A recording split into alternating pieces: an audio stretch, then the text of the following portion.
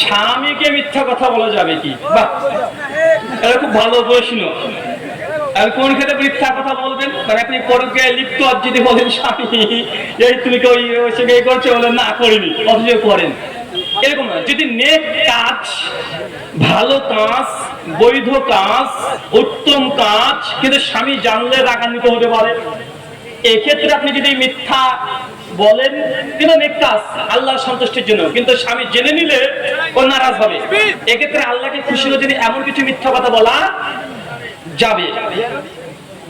আর আল্লাহ খুশি হয় না, শরীয়তে এটা অনুমোদনও না, কিন্তু আপনি মিথ্যা কথা বলছেন নিজে বাঁচার জন্য, ফায়দার জন্য, নিজের ফায়দার জন্য, তাহলে এই মিথ্যা কথা বলা সর্ব জায়গাতেই হারাম, নিষেধ। মিথ্যা কি কোয়ালিটির বলছেন, এই কোয়ালিটির উপরে ভিত্তি করে ওটা গুনাহে কাবিরাও হতে পারে, গুনাহে সাগীরাও হতে পারে, মানে বড় পাপও হতে পারে, ছোট পাপও হতে পারে। শুকরিয়া, জাযাকাল্লাহু খাইরান।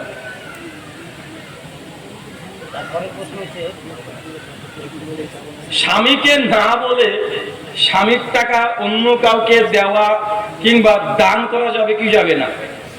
স্বামীর পকেট থেকে যদি কোনো টাকা নেন, যৎসামান্য টাকা, এটা চুরির মধ্যে ধর্তব্য হবে না, এটা হক। তার মানে পুরো মানিব্যাগ সাফ করে দেন না, বা বুঝতে পারলেন না?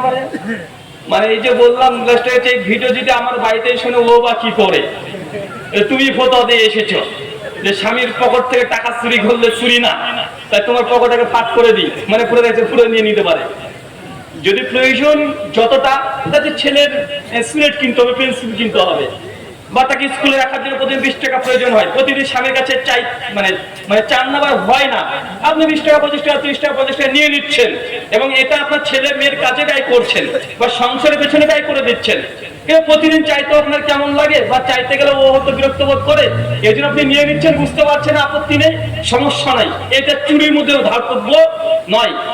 আর 2 নম্বর, স্বামীর টাকা অন্য কাউকে দেওয়া, কাকে দিবেন,